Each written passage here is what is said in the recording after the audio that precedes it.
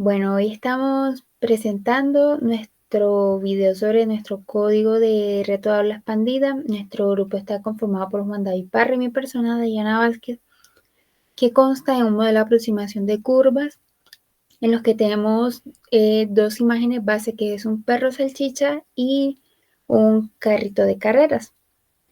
En este caso, quisimos abordar de que sea, digamos, a libre elección del usuario escoger la imagen que quiera. Pero en nuestro caso escogeremos el perro salchicha para explicarlo todo ejemplificado. Bueno, como menciona mi compañera Dayana, nosotros decidimos darle al usuario la opción de escoger la imagen a trabajar. Por efectos prácticos, como ella mencionaba, se trabajará con la imagen del perro salchicha. Pero para eso tenemos que importar ciertas librerías en específico. Las primeras, como se ve acá en selección, es Matplotlib, ¿cierto? Se seleccionan dos librerías de Matplotlib, que es PyPlot para las gráficas y Image para el manejo de impresión de imágenes e interacción de las mismas. NumPy como manejo de arrays y manejo matricial, SciPy para hacer las pruebas y algunas interpolaciones como base. Y aquí entra algo muy importante que se explicará más adelante, pero es la librería de Tkinter, que es la principal, la que nos va a permitir abrir e interactuar esa ventana con el usuario, y posteriormente la librería de Sklearn. Sklearn en este caso se usará para desarrollar mediante la interpolación de base radial o RBF un modelo de predicción del valor de sigma o el valor de C, en algunos casos como se le menciona, que será nuestro coeficiente de suavizado de curva. Más adelante se explicará este modelo de aprendizaje. Ahora, el código inicia en general diciéndole al usuario, escoja la imagen, y esta primera sección que se evidencia es el manejo de Tkinter para la apertura de imágenes. Ahorita veremos la primera parte del código en función después de la explicación. Posteriormente, con Matplotlib y la librería MPigma, cargamos la imagen y la leemos en consola. Y para eso lo que haremos es graficarla, porque la imagen ya está cargada, necesitamos es poder visualizarla. Entonces, por ende, lo que se hará es plotearla en un gráfico con figura de subplots. ¿Por qué? Porque posteriormente lo que haremos es montar y dibujar más gráficos sobre la misma. Esto acá hace uso de los subplots y el mostrar imagen. Este extend image y el shape de la imagen lo que hará es ajustar el tamaño a la imagen. Es decir, que si yo amplio la pestaña, si la vuelvo más pequeña o no. Y esto es por un tema estético de que el fondo sea blanco. Voy a mostrar hasta acá esta parte en ejecución. Ejecutamos el archivo y verán que, bueno, acá se demora un poquito, carga acá, y en nuestro caso pues estamos en el aula expandida, caso uno, y tenemos nuestra imagen del perro salchicha. En consola va mostrando, escoge la imagen que quieres analizar, la seleccionamos y le damos a abrir. Posteriormente nos va a pedir unos puntos a trabajar, y es la siguiente parte del código que la iré explicando acá para no cerrar la consola. En esta parte, después de seleccionarla, ingresamos un parámetro n. Este parámetro n va a recopilar la cantidad de puntos. Como dijimos, se van a trabajar mínimo 5 puntos para hacer las interpolaciones, que sea coherente el trabajo, ¿cierto? Y esto estará en un ciclo que lo que va a hacer es interactuar con consola. ¿Cómo trabajamos con la consola y a la vez que lea nuestro mouse y seleccionemos los puntos? ¿Por qué? Porque nosotros podemos haber definido unos puntos, pero quisimos darle al usuario la opción de poder definir esos puntos por él mismo. Entonces, eso se hace con Jinput, que es una función de Matplotlib que lo que hace es traquear el mouse, es decir, analiza cada movimiento del mouse si hay un clic o no. Y posteriormente esto es almacenado en un plot de datos para poder así graficarlo. Entonces, viendo eso, lo que vamos a hacer es seleccionar los puntos y almacenarlos. Pero ahora, para almacenarlos, los almacenamos en un diccionario. Y ese diccionario va a estar con una nomenclatura basada en la función enumerate con nuestro diccionario característico, que es el char o la característica CHR, con unos parámetros predefinidos por nosotros. Si lo vemos acá en pantalla, sería 10 datos, por ejemplo, quiero 10 puntos, y esto se va a ver así. En este caso, yo puedo seleccionar acá los puntos y él me va a ir mostrando un contador arriba. Entonces selecciono los puntos y él me va mostrando un contador.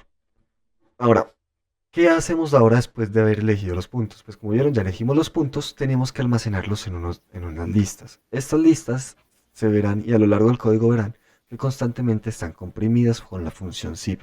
Esto es para optimizar el tiempo de ejecución y a la vez aplanar las dimensiones de los datos. En algunos casos tendremos dos dimensiones, pero requerimos trabajar con una sola dimensión de datos, que sería lo mismo más o menos que tener un archivo CSV que obtiene solo una columna de datos. ¿Cierto? Esto se hace con un for y aquí, en este punto, después de aplanar los datos y almacenarlos, los vamos a almacenar en JUnit y XUnit, que van a ser nuestras variables principales.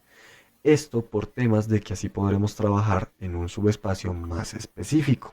Pero esta parte ya comienza las interpolaciones y la explicará Dayana. Bueno, ahora procedemos a aplicar los métodos de interpolación vistos en clase.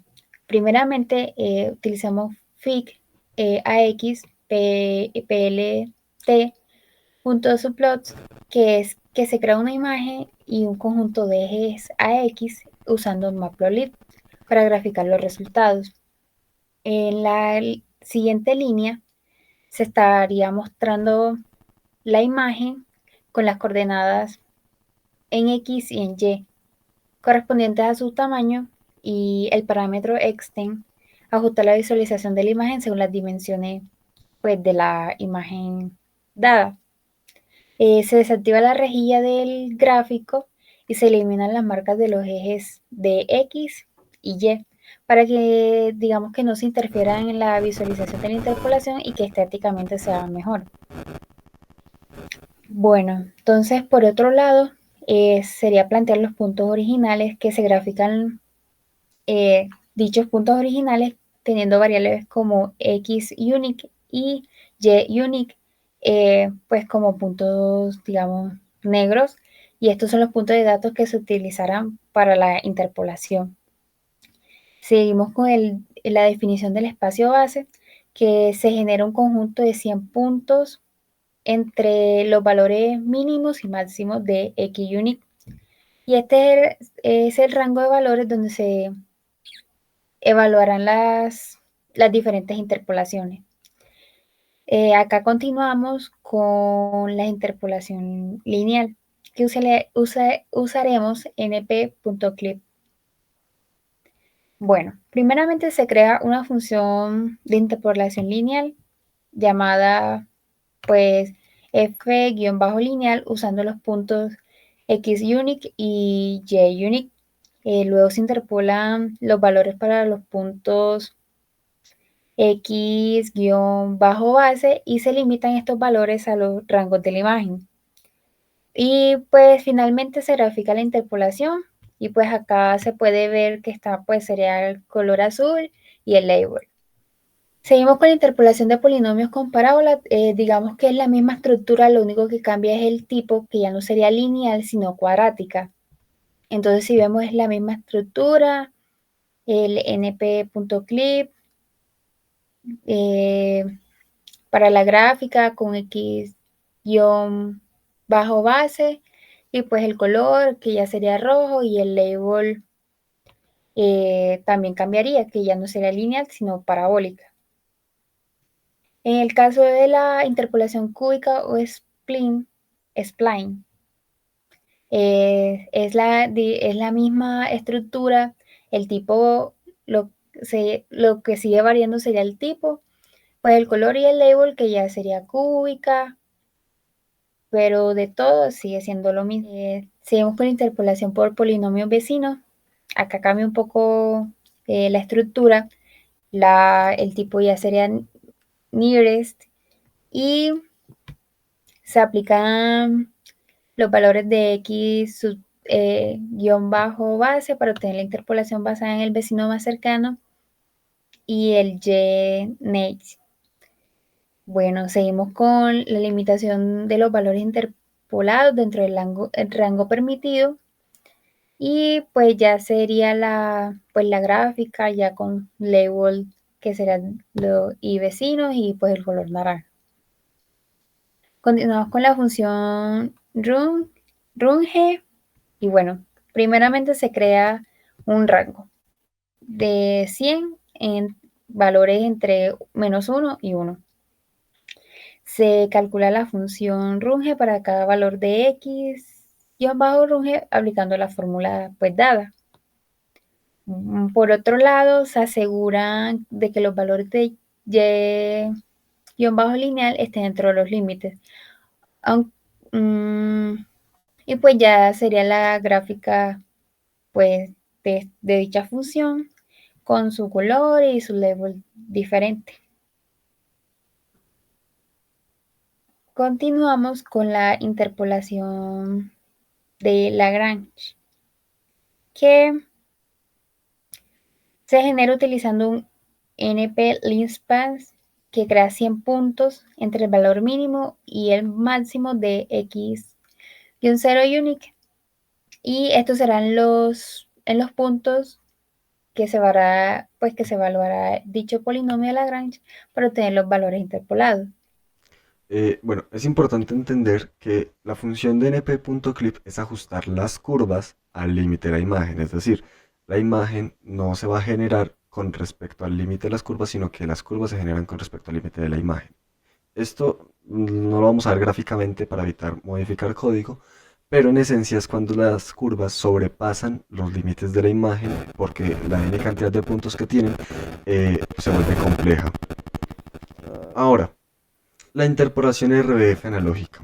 Es muy importante que vamos a entender dos pasos. Nosotros podemos haber evaluado con SciSpi RBF y lo tenemos inclusive más abajo para poder corroborar. Acá está RBF con SciSpi, sigue el mismo modelo, importamos la función con respecto a los parámetros iniciales que son xunique y yunique, y luego se evalúa el parámetro y se ajusta la curva y pues ya la parte de la graficación.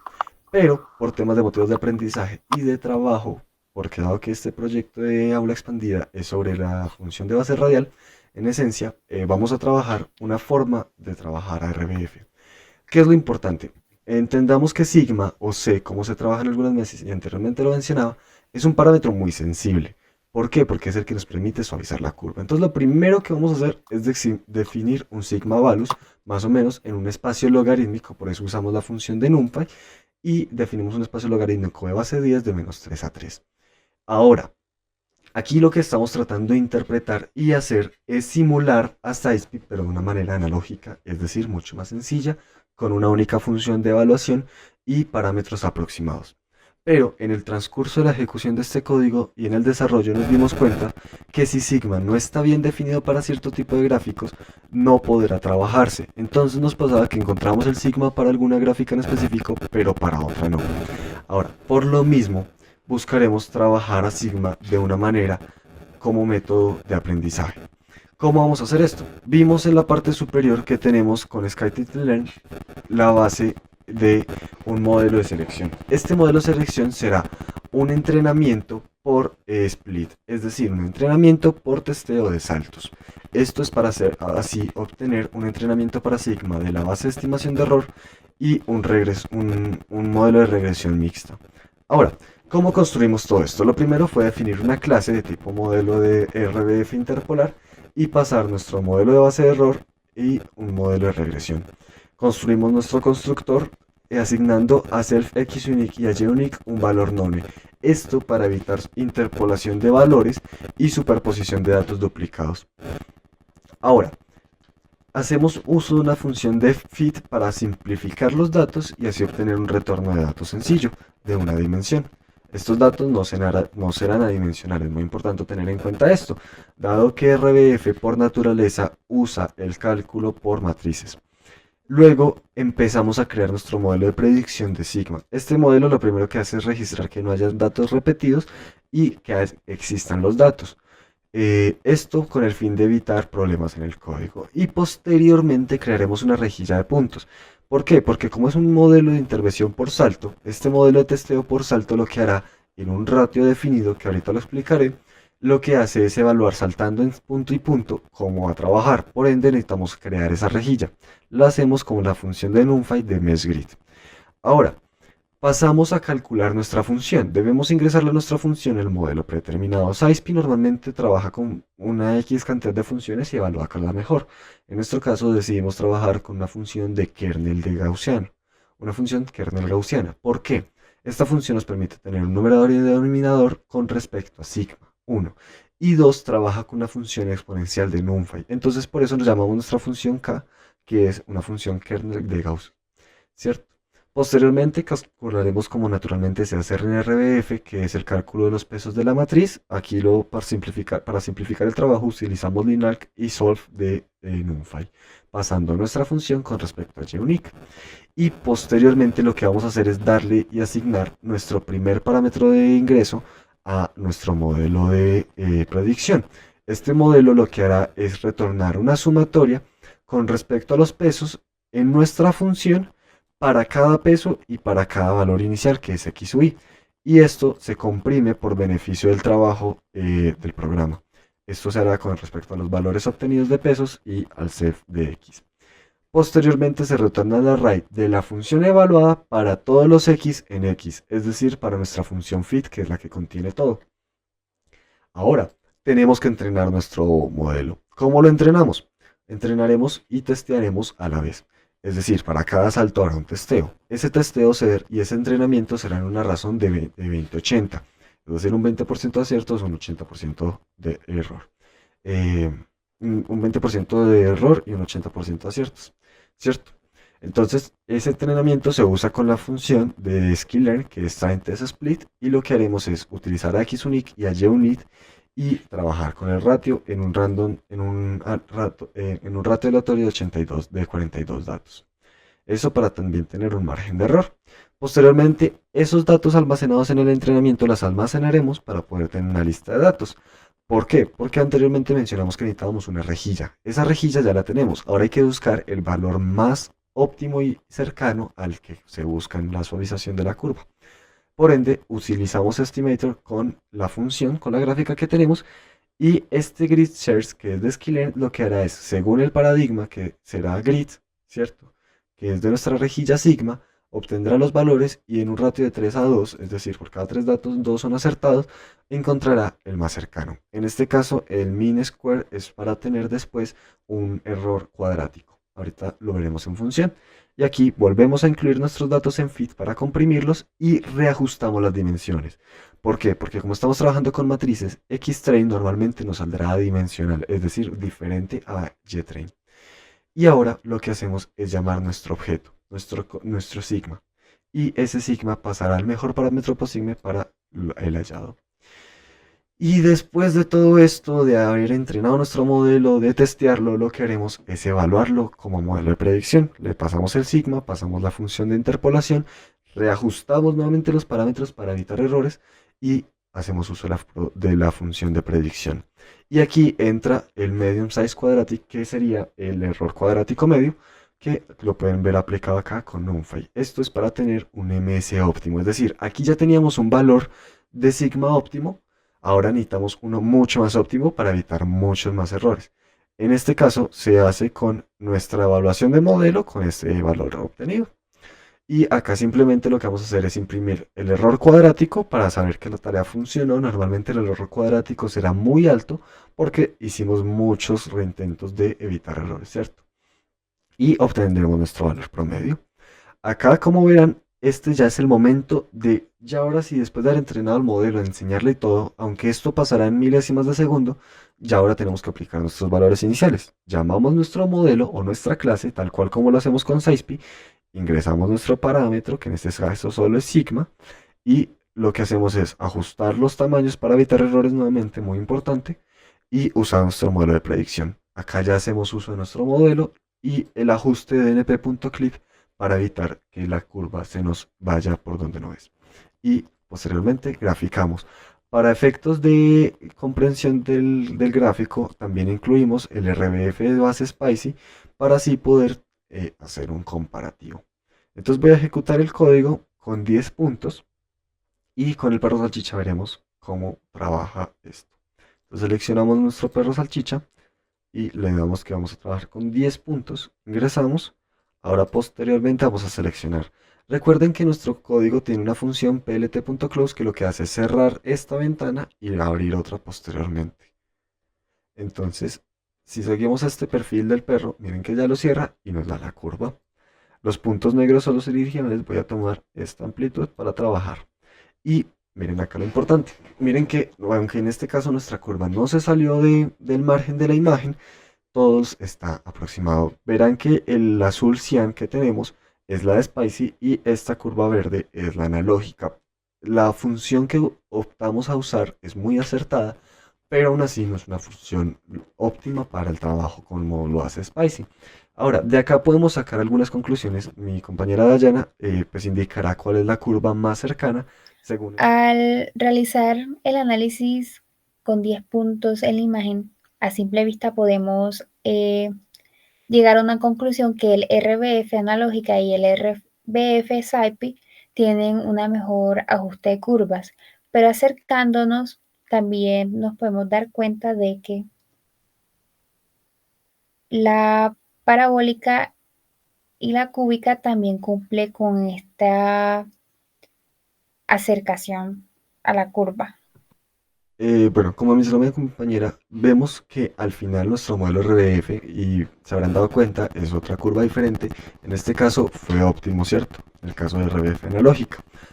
Vamos ahora a hacer la prueba con el efecto del carro para evidenciar otro tipo de formato. ¿Qué vamos a hacer en este momento? Evidenciar lo de los 20 puntos. Esto es importante para aclarar el por qué utilizamos todo el proceso anterior. Entonces vemos nuestro carro, ¿cierto? Y voy a escoger 20 puntos aproximadamente, pues para poder hacer las interpolaciones. Se van a dar cuenta que el carro pues tiene muchas más formas de curva que nos permitirán entender mucho más cuando algunos modelos son más efectivos que otros. Entonces miren, por ejemplo, esto es lo que hacía la función np.clip. En este caso, nuestra RBF, que es la curva verde que se ve acá, y nuestra curva de Lagrange se ve muy grande porque el resultado de hacer esa interpolación no es exacto. Ahora, en este caso, si quisiéramos hacer un análisis de la aproximación más exacta, tenemos que hacer un poquito más de zoom. Entonces voy a hacer zoom en esta zona y podrán ver que obviamente RBF Spicy es muy precisa en ese sentido y que lo que es la curva, por ejemplo, de Runge y a la vez los polinomios vecinos también se acerca. Vamos a acercarnos un poquito. Miren que por ejemplo las curvas lineales se acercan en ciertos puntos, bueno, no en todos. Entonces esto permite también conocer de una manera mucho más óptima toda esta parte. Miren, esto es un ejemplo de variaciones de las curvas. Miren que en algunos puntos es más precisa, son más imprecisas. Todo esto va a variar, pero esto es la esencia de poder interpolar ciertos puntos y el escoger la imagen que se desee. Bueno, esto es todo por el código frente al reto de aula expandida.